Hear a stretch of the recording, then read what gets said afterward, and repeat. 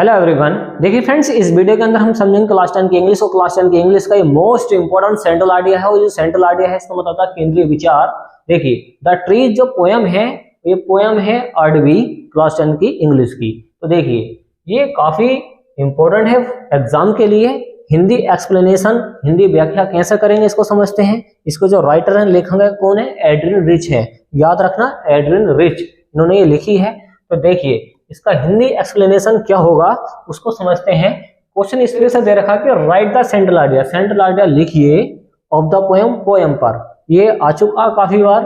और पोयम है the trees, और इसके जो राइटर हैं, लेखक हैं, पोइट हैं, वो है एड्रिन रिच, इन्होंने लिखी है। और सेंट्रल आइडिया, और सेंट्रल आइडिया का मतलब होता है केंद्रीय विचार या केंद्रीय भाव, केंद्रीय भाव या विचार। ठीक, इसका मतलब होता है किसका? सेंट्रल आइडिया का। तो ये एग्जाम में सबसे ज्यादा मालूम किया जाता है कौन सा? द ट्रीज का। तो देखिए इसका हिंदी एक्सप्लेनेशन क्या होगा। दिस पोयम, यह जो पोयम है कौन सी? The trees. द ट्रीज जो पोयम है इज कंपोज्ड, वो लिखी गई है। कंपोज का मतलब ध्यान पर रखना, इसका मतलब होता है लिखी गई है, लिखी गई है। अब किसके द्वारा लिखी गई है बताएंगे। By Adrian rich, Adrian rich के द्वारा। ये जो इसके पोइट हैं, जो कवि हैं, इनके द्वारा ये लिखी गई है। अब है पोइट, जो कवि है। पोइट का मतलब होता है कवि। जो कवि हैं शो, वो दिखाते हैं, बताते हैं, दिखाते हैं। द कॉन्फ्लिक्ट, कॉन्फ्लिक्ट का मतलब होता है विरोध, विरोध या लड़ाई। तो विरोध को दिखाते हैं बेडविन के बीच। देखिए अगर दो जनों के बीच की बात हो तो बेडविन का यूज करते हैं। और बेडविन का मतलब होता है बीच। क्या होता है? बीच। अगर दो से ज्यादा के बीच की बात हो तो इसके लिए यूज करते हैं एमंग का।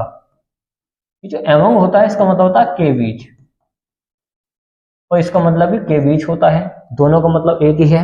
अगर दो हैं तो दो के लिए बिटवीन, दो से ज्यादा हैं मतलब 5 हैं, 25 हैं, 50 हैं, जो भी हैं, तो इसके लिए एमंग का यूज करते हैं। ये बात ध्यान पे रखना, इसका अलग नियम चलता है।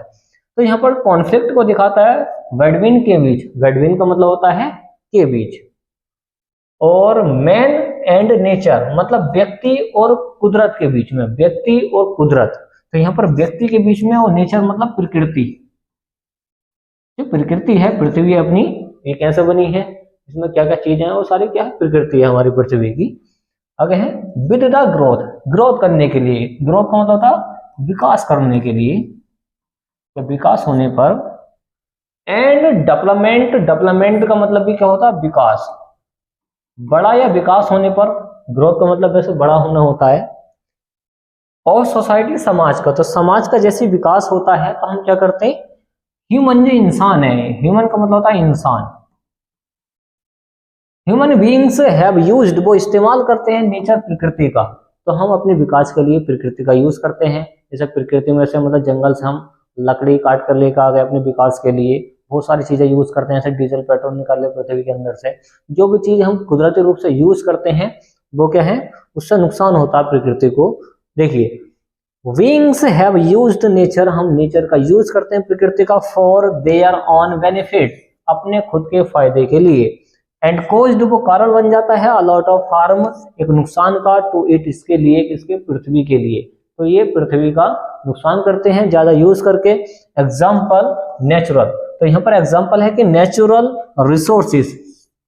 उदाहरण के लिए जो नेचुरल रिसोर्सेज होते हैं, प्राकृतिक जो रिसोर्सेज, स्रोत होते हैं, लाइक फॉरेस्ट, जंगल, तो हम जंगल का ज्यादा से ज्यादा यूज कर लेते हैं। एंड मिनरल्स, खनिजों का, तो जंगल का ज्यादा यूज हो जाता है, मिनरल्स, खनिजों का। तो इन चीजों का ज्यादा यूज होने पर, ज्यादा यूज होने पर क्या होता है? हमारा पृथ्वी का क्या होता है? नुकसान होता है। उसके जो खनिज पदार्थ हैं वो ज्यादा यूज कर लेते हैं, तो उससे पृथ्वी को नुकसान होता है। बस इसके बारे में इसमें बताया गया है। और छोटी सी ये पोयम है, और इसका जो मैसेज है काफी शानदार है कि हमें अपने पृथ्वी के जो रिसोर्सेस हैं उसको बचाना चाहिए। देखिए इसके मीनिंग ध्यान पर रखना। जैसे कंपोज्ड आया, इसका मतलब होता है लिखी गई है। पोइट होते हैं कवि। और कॉन्फ्लिक्ट का मतलब होता है विरोध करना। बेडविन का मतलब के बीच होता है। नेचर प्रकृति होती है। ग्रोथ का मतलब होता है बड़े होना। डेवलपमेंट का मतलब होता है विकास, सोसाइटी, समाज होता है। एग्जाम्पल, उदाहरण आपको पता ही है। रिसोर्स, देखिए नेचुरल का मतलब क्या होता है? प्राकृतिक। और रिसोर्सेज का मतलब होता है स्रोत, ये अच्छा वर्ड है, स्रोत, जैसे अभी स्रोत क्या होते हैं, जैसे ये पढ़ाने का स्रोत हो गया जो मार्कर है, तो जो चीजें हम यूज करते हैं वो स्रोत होते हैं एक तरीके से। लाइक जैसे फॉरेस्ट जो जंगल है ये प्राकृतिक स्रोत है। मिनरल्स खनिज, खनिज जो होते हैं लोहा तांबा, ये पृथ्वी के अंदर से हम जैसे निकालते हैं सारे के सारे खनिज होते हैं।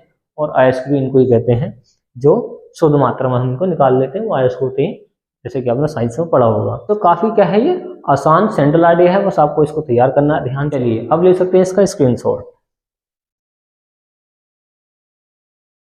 तो उम्मीद है फ्रेंड्स आपको ये वीडियो पसंद आएगी, तो वीडियो को लाइक एंड शेयर कीजिए, चैनल को सब्सक्राइब कीजिए। थैंक्स फॉर वॉचिंग गाइस, मिलते हैं कैसी नेक्स्ट वीडियो में जो काफी इंपॉर्टेंट होगी एग्जाम के लिए। Okay friends.